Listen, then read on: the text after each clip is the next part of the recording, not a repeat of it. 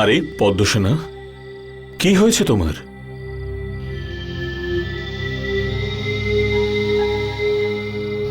আমি এখন আর রাজকুমারী নই, শুধুমাত্র একজন সাধারণ কন্যা। এসব তুমি কি বলছো মা?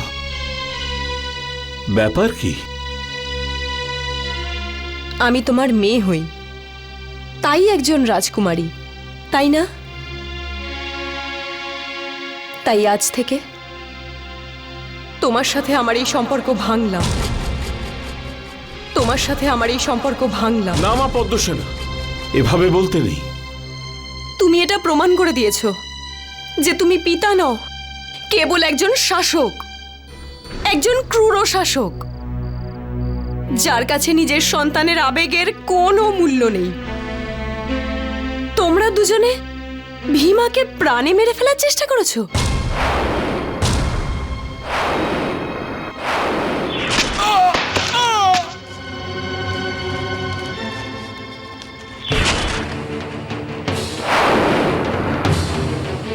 আমি চলে যাচ্ছি।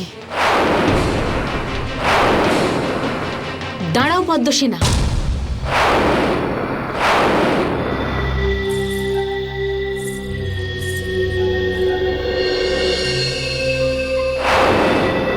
তুমি কোথাও যেতে পারবে না। প্রহরী, বন্দি করো ওকে।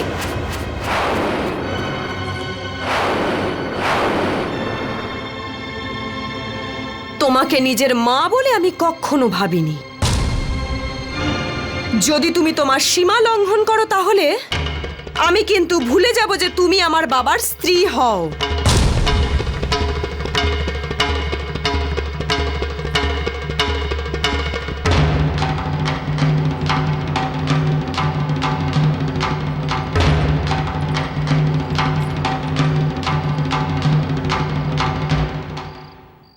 আজ্ঞা দিন আপনি আমায় মহারাজ। আমার নতুন জীবন আমার জন্য অপেক্ষা করছে।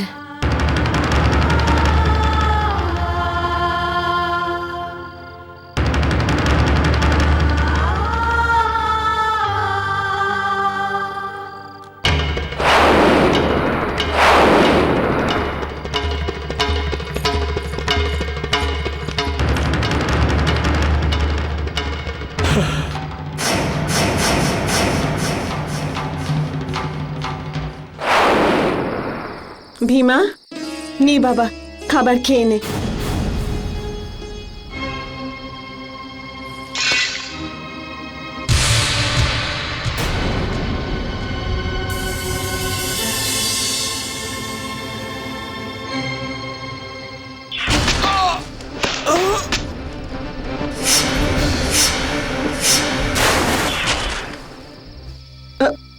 রাজকুমারী, আপনি এখানে? হ্যাঁ মা,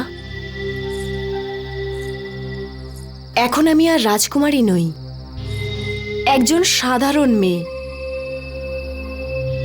মা, আমি রাজমহল ত্যাগ করে এসেছি।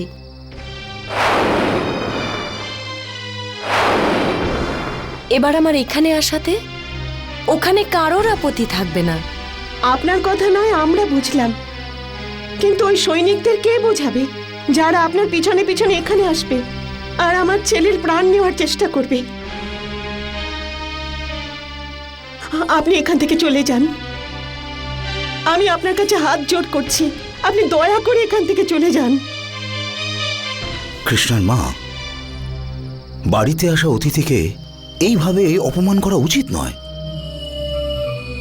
তুমি আমার সঙ্গে এসো, চলো ভেতরে চলো।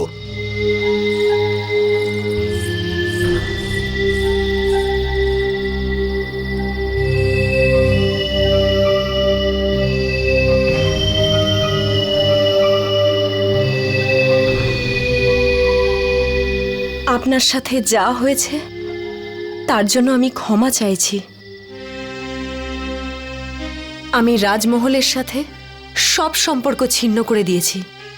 এটা আপনি ঠিক করেননি রাজকুমারী। এবার আপনি থাকবেন কোথায়, কি করবেন? আমি আপনার চরণে সামান্য জায়গা পেতে এসেছি। রাজকুমারী, এটা আপনি কি করছেন? আপনার সঙ্গীত আমার ভেতরে এক নতুন প্রাণের সঞ্চার করেছে। मन के संघर्षों में मन की शक्ति जगा दे। আমি আপনার সঙ্গীত ছাড়া আর থাকতে পারবো না। আপনার কাছে একটাই প্রার্থনা যে আপনি আমার এই অনুরোধ স্বীকার করুন। রাজকুমারী, এটা তো আমার বাড়ি নয়। আমি তো স্বয়ং গিরিধর কাকা আর কাকির আশ্রয়ে থাকি। আমি আপনাকে থাকার জায়গা কি করে দেব? আমি তাহলে ওনাদের কাছে ভিক্ষে চাইবো।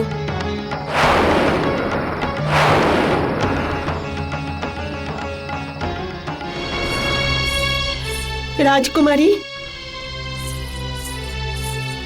আপনি এখনো যাননি? শুনেছি একজন মায়ের মন অনেক বড় হয়। আপনি আপনি কি আমাকে এই গৃহে সামান্য জায়গাও দিতে পারবেন না?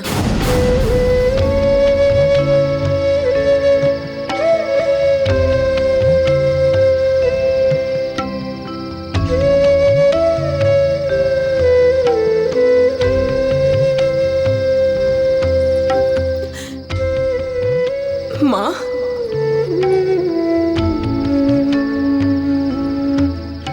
যদি আমি আপনার মেয়ে হতাম তখনও কি আপনি আমার এই চোখের জল মুছে দিতেন না?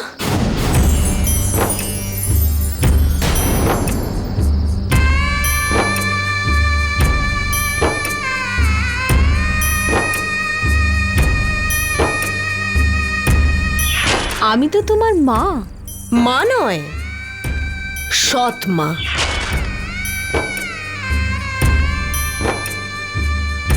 ঠিক আছে মা, মনে হচ্ছে আমার ভাগ্যেই হয়তো মায়ের ভালোবাসা লেখা নেই।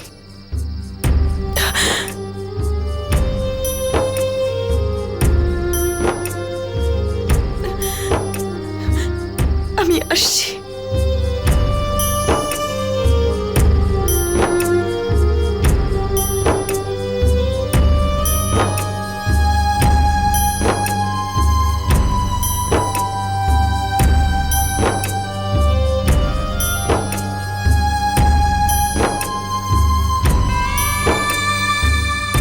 দাঁড়াও পদ্মসেনা,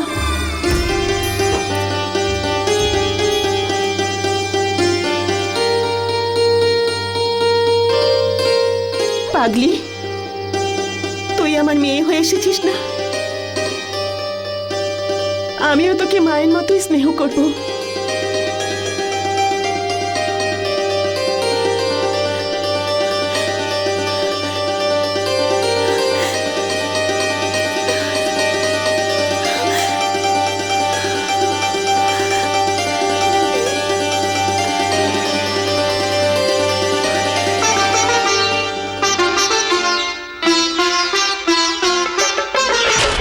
যদি প্রেম মিথ্যে হয় তাহলে এই সমগ্র মানব জীবনও মিথ্যে।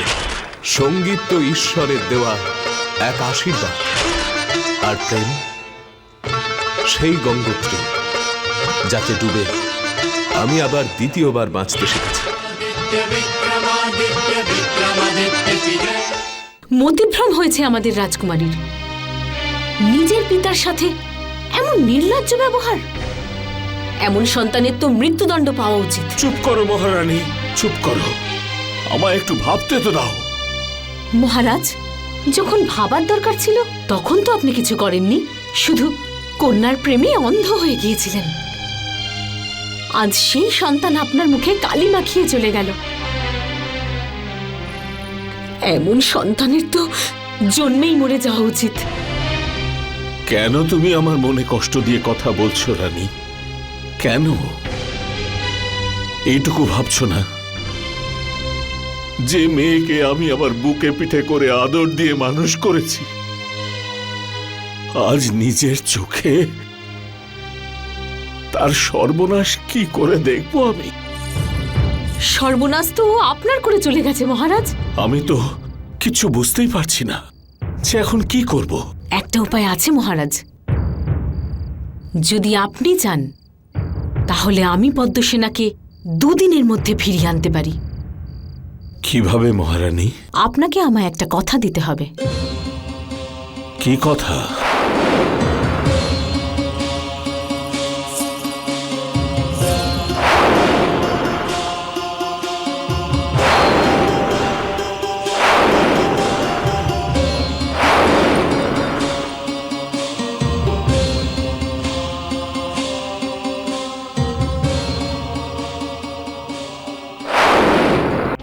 शं शनैश्चराय नमः।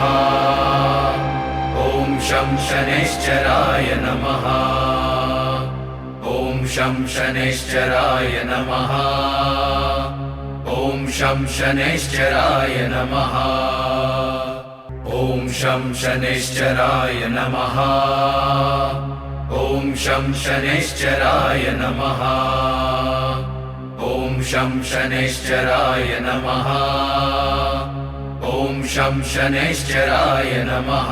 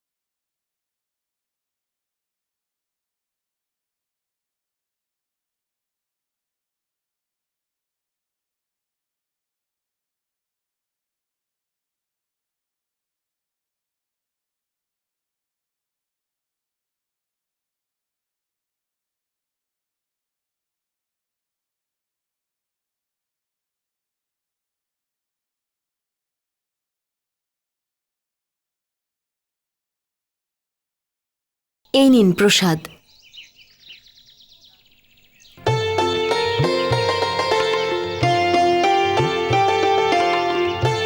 প্রসাদ মানা করতে নেই। কৃষ্ণার মা কত ভালো এই রাজকুমারী, সুশীল, ধীর স্থির রাজকুমারী হয়েও ওর মধ্যে একটু অহংকার নেই।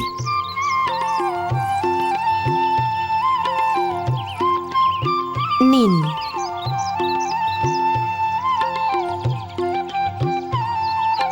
আমি একটা কথা ভাবছি, যদি রাজকুমারী পদ্মসেনা আর ভীমার বিয়ে দিয়ে দেওয়া যায়। এটা তুমি কি আজে বাজে কথা বলছো?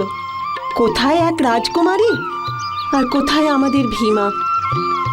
আর তাছাড়া ভীমার হাত পাও তো কাজ করে না। কৃষ্ণার মা,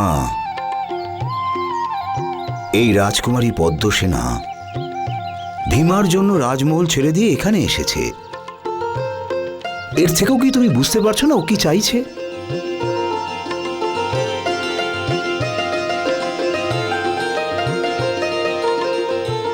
যখন ওর ভীমার দিকে তাকায় তখন ওর চোখের মধ্যে একটা চমক ফুটে ওঠে। আর তাছাড়া আমাদের ভীমাও কিছু কম নাকি? হাত পা হয়তো চলে না, কিন্তু পৌরুষ আর ক্ষমতার দিক থেকে ও 10 জনের চেয়ে অধিক। আর তুমি দেখেছো তো কিভাবে নিজের পৌরুষের দ্বারা আমাদের এই বাড়ির অবস্থাই পাল্টে দিয়েছে।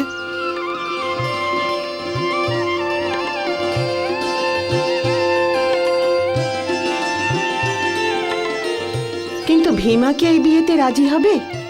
কেন রাজি হবে না? ওর জীবনের অতীতকে ছেড়ে চলে এসেছে। যদি রাজকুমারী ওর মনে জায়গা করে নেয় তাহলে ভীমা অবশ্যই রাজি হবে। জানি না শনিদেবের কি ইচ্ছা। সবই শনিদেবের ইচ্ছা।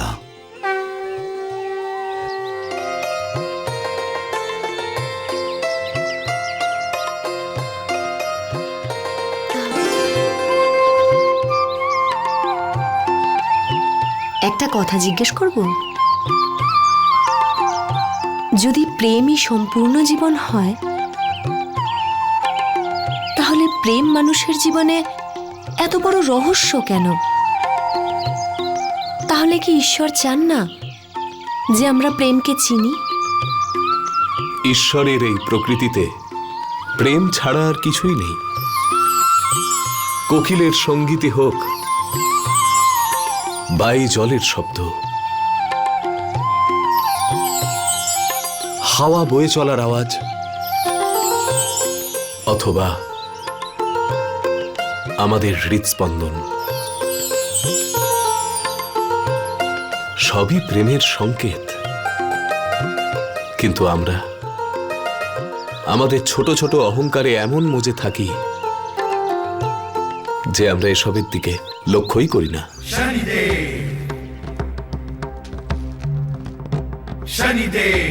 আমি এটা মানি না।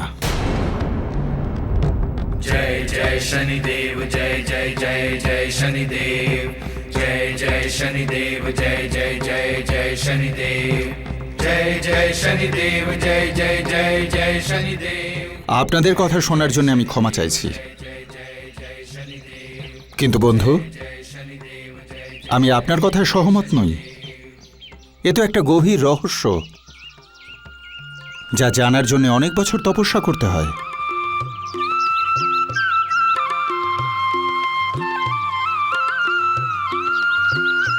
না যোগী, ঈশ্বর এই সম্পূর্ণ প্রকৃতি প্রেমের সাগরেই তো রচনা করেছেন।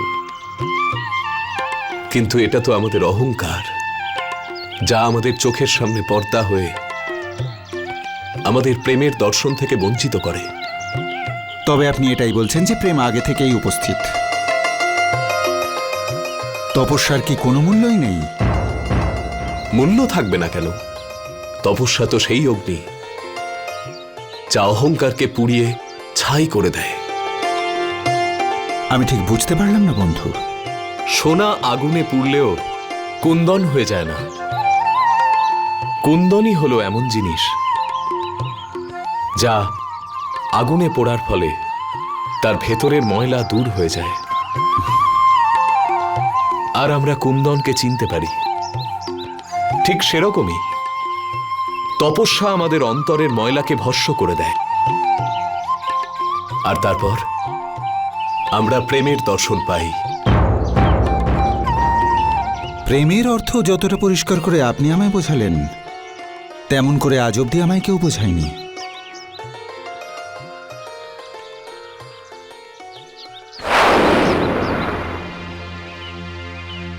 মনে হচ্ছে আপনার জীবনে গভীর প্রেমের সঞ্চার হয়েছে।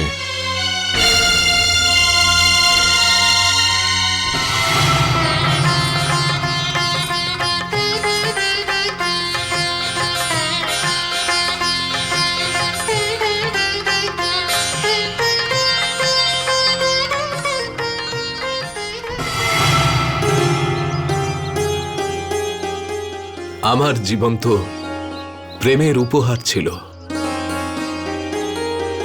কিন্তু আমি তাকে আমার অহংকারের কারণে কখনো দেখিনি।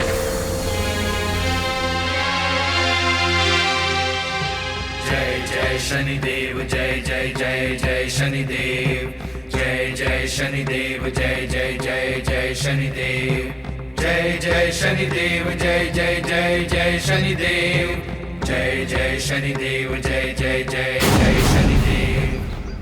বিক্রমাদিত্য, তুমি অনেক দীর্ঘ পথ অতিক্রম করে এসেছো। এখন প্রেম তোমার জীবনের একটা গভীর সত্য হয়ে দাঁড়িয়েছে। এখন তোমার মন থেকে অহংকার সমূলে বিনষ্ট হয়েছে। এত কষ্ট সহ্য করার পরও তুমি ধর্মচ্যুত হওনি, আর বিবাহিত হওয়ার ধর্ম পালন করছো। তুমি এর ফল অবশ্যই পাবে। কাকা মহারাজ, আপনি? আচার্য, আজকে আমি আপনার কাছে আপনার গণনার ব্যাপারে জানতে এসেছি। কিন্তু কাকা মহারাজ, আপনি তো গ্রহ নক্ষত্রের বিষয়ে কিছু মানতেই চান না। হ্যাঁ, কিন্তু এখন বিশ্বাস করি। আমার মনে হয় যে আমাদের সমস্ত জীবন এই গ্রহ নক্ষত্রের গতিতেই বাঁধা রয়েছে।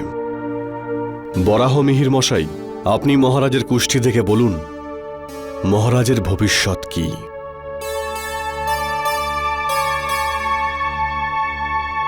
এই দেখুন, মহারাজ যখন উজ্জয়িনী ত্যাগ করলেন তখন মহারাজের জন্মকুণ্ডলিতে শনিদেব বৃষরাশিতে প্রবেশ করছিলেন। আর এখন দেখুন, আজ থেকে ঠিক 5 দিন পরে মহারাজের কুণ্ডলিতে শনি তুলা রাশিতে প্রবেশ করবেন। ঠিক ওই সময় থেকে মহারাজের রাজযোগ শুরু হবে। এর অর্থ হলো মহারাজের 7.5 সমাপ্ত হতে চলেছে। হ্যাঁ কাকা মহারাজ, হ্যাঁ, আজ থেকে ঠিক 5 দিন বাদে মহারাজের 7.5 সমাপ্ত হবে। মাত্র 5 দিন? হে শনিদেব, মহারাজের ওপর যেন কোনো সংকট না আসে, কোনো সংকট না আসে। না না মহারানী, যতক্ষণ 7.5 পুরোপুরি সমাপ্ত না হচ্ছে ততক্ষণ শনিদেব যে কোনো পরীক্ষা নিতে পারেন। জাতককে কঠোর থেকে কঠোর ধর্ম সংকটে ফেলতে পারেন।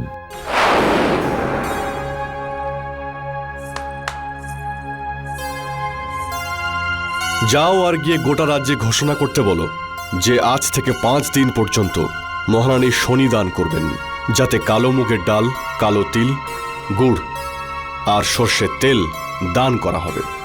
আজ থেকে 5 দিন পর্যন্ত গোটা রাজ্যে শনিদেবের পুজো হবে আর ওনার প্রার্থনা হবে। যাও।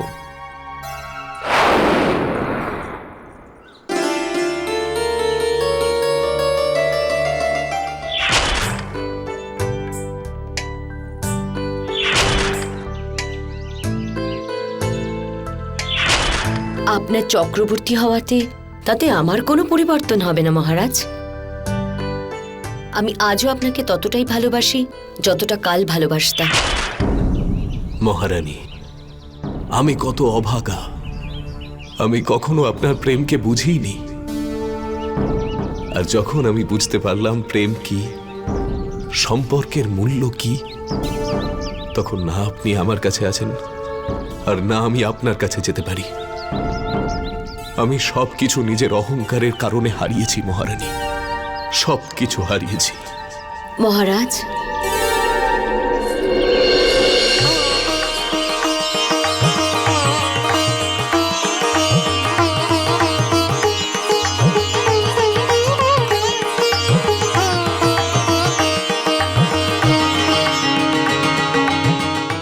মহারাজ, আপনি কিচ্ছু হারাননি।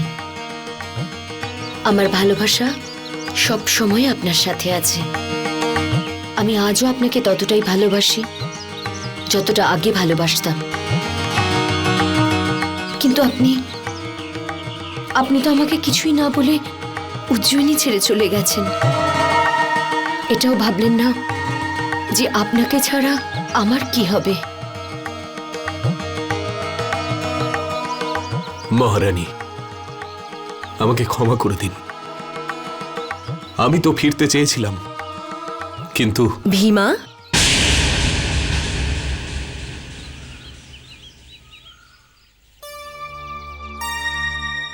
কার সাথে কথা বলছিলেন? এই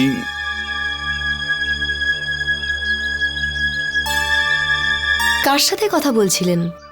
এই কারুর সঙ্গে না। চলো আমরা যাই, কাকা আর কাকি হয়তো অপেক্ষা করছেন।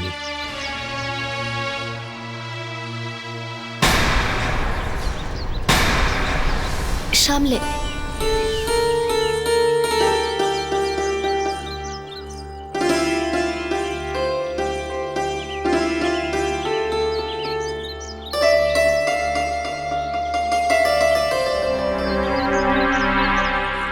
তোমরা এখানে কেন এসেছো?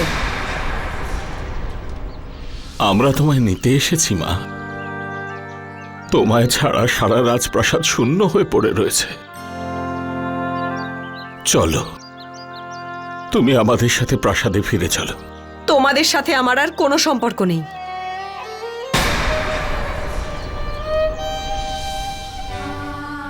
তোমরা দয়া করে এখান থেকে চলে যাও।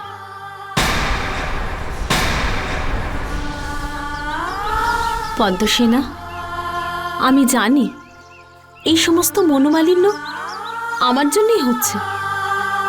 সেই জন্য আমি নিজে তোমার কাছে ক্ষমা চাইতে এসেছি। আমি এটাও জানি যে আমার অপরাধ ক্ষমার যোগ্য নয়, কিন্তু একজন কন্যার বিচ্ছেদে এক পিতার যে কষ্ট তা আমি দেখতে পাচ্ছি না।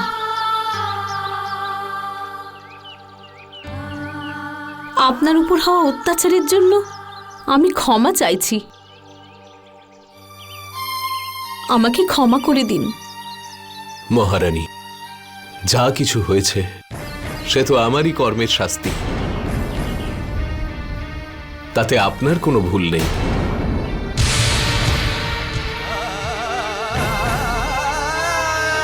রাজকুমারী, তুমি কি আমায় প্রায়শ্চিত্ত করার সুযোগটুকুও দেবে না?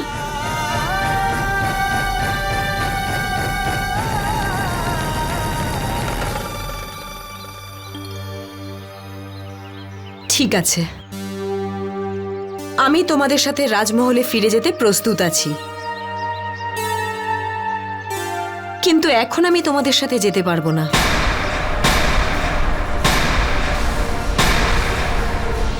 কারণ কালকে মায়ের 51 শনিব্রতর উদযাপন আছে, আর আমি তারপরেই ফিরে যাব।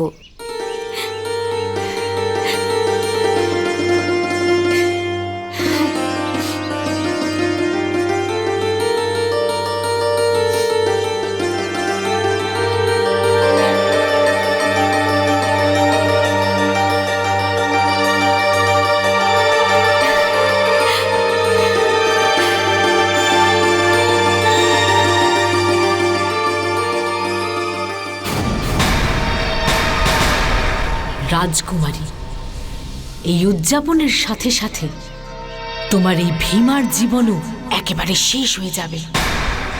আমি এখানে ওর মৃত্যুর বার্তা নিয়ে এসেছি।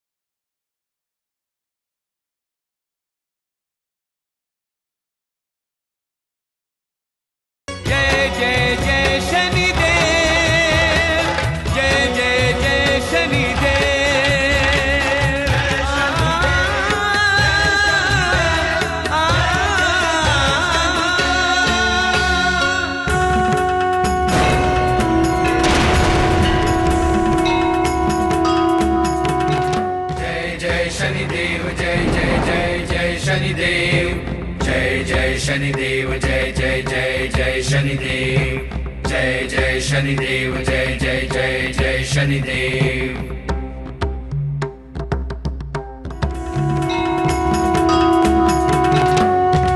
जय शनिदेव दया के सागर, करे आरती दीप जलाकर, गुड़ तिल उड़द तुम्हें है अर्पण, काले वस्त्र लो छाया नंदन, सच्चा न्याय सदा तुम करते, तुमसे लोग व्यर्थ ही डरते, जो शनिदेव की आरती गावे, कोई ग्रह नहीं उसे सतावे।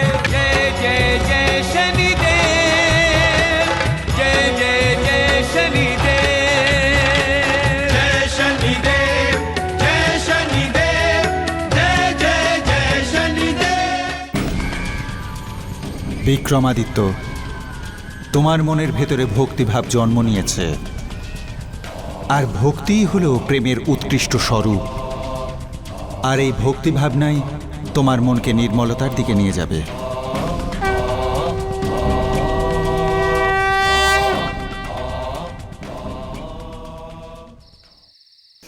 বাবা ভীমা, আজ সত্যি তুমি আমার সম্মান রক্ষা করেছো। তোমার এই শনির আরতি আমার স্ত্রীর শনিব্রত উদযাপন সফল করে দিয়েছে। না হলে ওর সব তপস্যা ব্যর্থ হয়ে যেত বাবা। ভীমা, আজ তোর কি হয়েছে? তুই তো শনিদেবকে একদমই মানতিস না, কিন্তু আজকে তোর মধ্যে এত শ্রদ্ধা, এত ভক্তি কোথা থেকে এলো? আমি জানি না কাকি, শুধু আমার মনে কিছু স্বতঃস্ফূর্ত অনুভূতি হলো, আর আমার গলা থেকে আপনা আপনি গান বেরিয়ে এলো। আপনার মনে ভক্তির ফুল ফুটেছে। আপনি মানুন বা নাই মানুন, কিন্তু আপনার হৃদয় শনিদেবকে নমস্কার জানানোর জন্য ব্যাকুল। যদি আমার মনে ভক্তি উৎপন্ন হয়ে থাকে, তবে তা গোমতী কাকির প্রতি, যিনি আমাকে এত সেবা করলেন, যিনি আমাকে এত ভালোবাসা দিলেন যে আমি আবার বেঁচে উঠলাম। এই সব কিছুই তো শনিদেবের মহিমা। উনি যে কখন কি মায়া দেখান সে তো উনিই জানেন। जय जय शनिदेव जय जय जय जय शनिदेव जय जय शनिदेव जय जय जय जय शनिदेव जय जय शनिदेव जय जय जय जय शनिदेव जय जय शनिदेव जय जय जय जय शनिदेव जय जय शनिदेव जय जय जय जय शनिदेव। বিক্রমাদিত্য, আমি তোমায় একজন শিক্ষকের মতোই তোমার জীবনের প্রতিটা পদক্ষেপ শিখিয়েছি। এখন সেই শিক্ষার পরীক্ষার সময় এসেছে, আর এটা হলেই তোমার 7.5 শেষ হয়ে যাবে। এখন এটাই দেখবার যে শনির কঠিন পরীক্ষায় তুমি সফল হও কি না হও। ওই পরীক্ষার পরিণামই তোমার জীবনের দিশা নির্ধারণ করবে।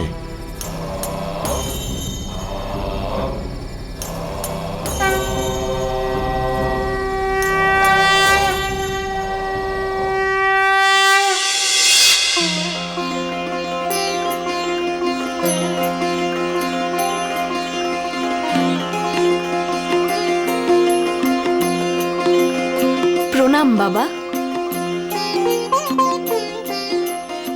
দীর্ঘায়ু হও মা। আমি অত্যন্ত প্রসন্ন হয়েছি পদ্মসেনা, যে তুমি আমাদের কথা শুনেছ আর রাজপ্রাসাদেও ফিরে এসেছ। আমিও যে তোমাকে ছেড়ে চলে যেতে চাইনি বাবা, কিন্তু তোমার সিদ্ধান্ত আমাকে বাধ্য করেছিল। আমি জানি মা, আমি জানি। সেই জন্য আমি আজ তোমার সামনে এক প্রতিজ্ঞা করছি যে আমি দ্বিতীয়বার আর এই ভুল করব না। আমি কখনোই তোমায় হারাতে চাই না মা। বাবা,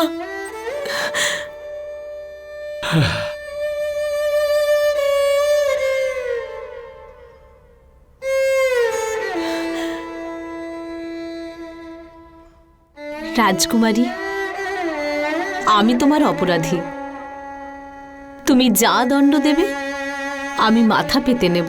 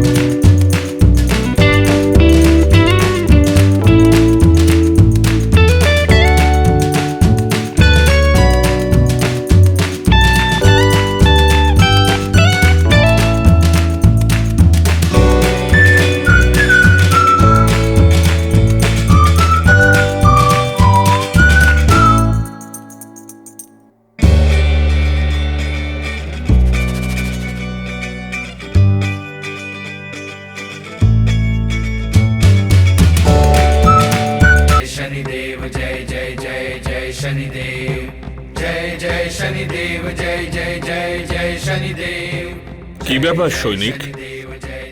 মহারাজ, কাল রাতে আমাদের 7 জন সৈনিক মারা গেছে আর 6 জন অন্ধ হয়ে গেছে। এ কি সব বলছো সৈনিক? কিভাবে হলো এসব? মনে হয় খাবারে বিষ মেশানো ছিল।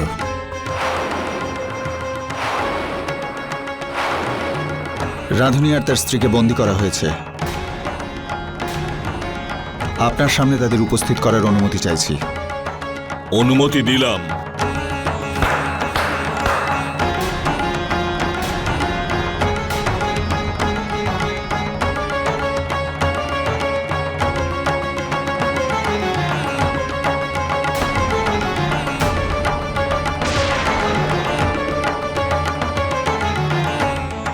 এসব আমি কি শুনছি? কি করে হলো এসব? মহারাজ, আমার এতে কোনো ভুল নেই। আমি সব জিনিসেরই খেয়াল রেখেছিলাম।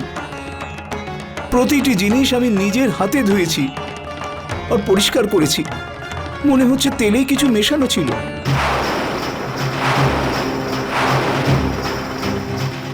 মহারাজ, এর কথার সত্যতা আমরা যাচাই করেছি। এ যা বলছে ঠিকই বলছে। তো ঠিক আছে, যাও গিয়ে খোঁজ নাও যে এই তেল কোত্থেকে আসে, আর সেই কলুকে ধরে আমার সামনে নিয়ে আসার আদেশ দিলাম। তাই হবে মহারাজ। शनिदेव शनिदेव जय जय शनिदेव जय जय जय जय शनिदेव